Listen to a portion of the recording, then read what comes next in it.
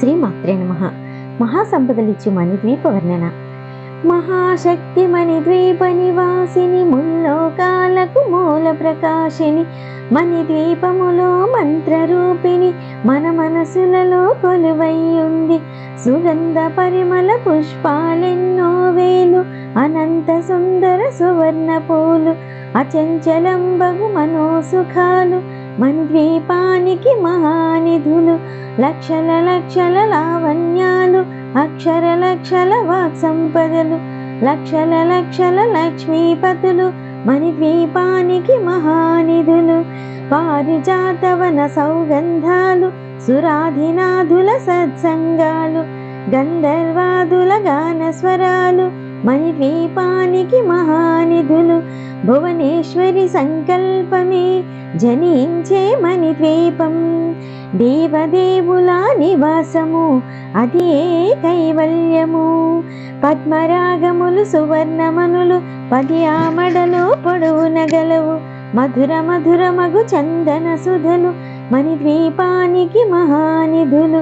64 కళామ తల్లులు, వరాలనొసగే 16 శక్తులు, పరివారముతో పంచబ్రహ్మలు, మణిద్వీపానికి మహానిధులు.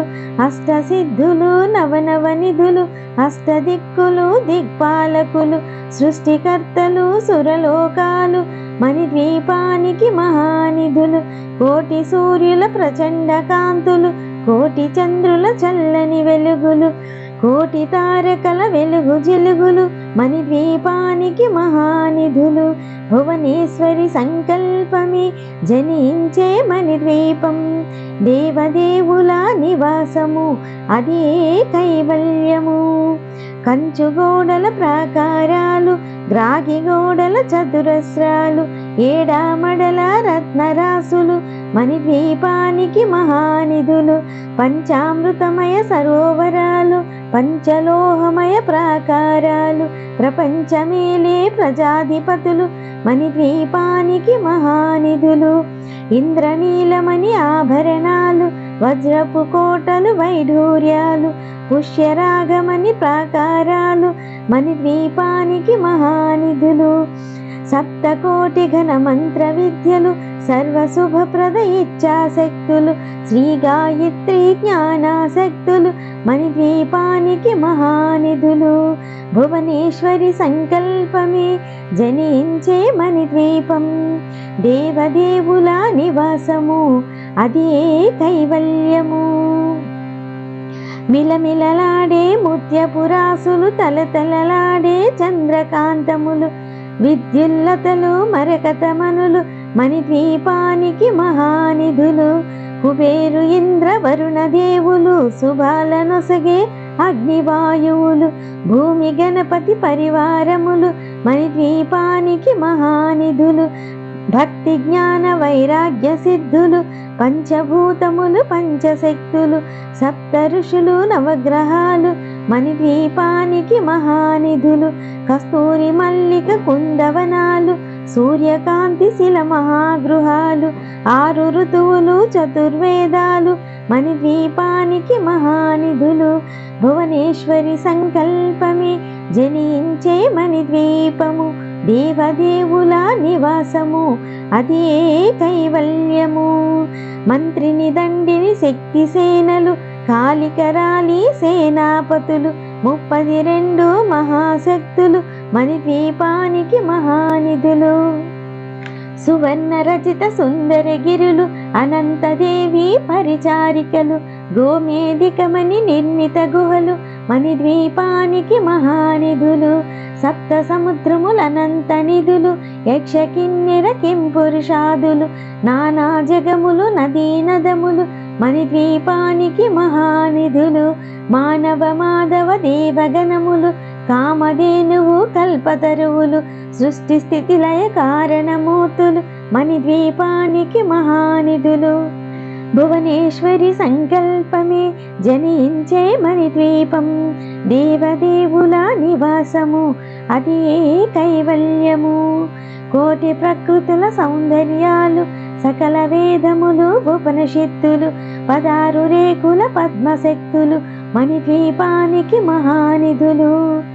దివ్య ఫలములు, దివ్యాస్త్రములు, దివ్య పురుషులు, ధీరమాతలు, దివ్య జగములు, దివ్య శక్తులు, మణిద్వీపానికి మహానిధులు.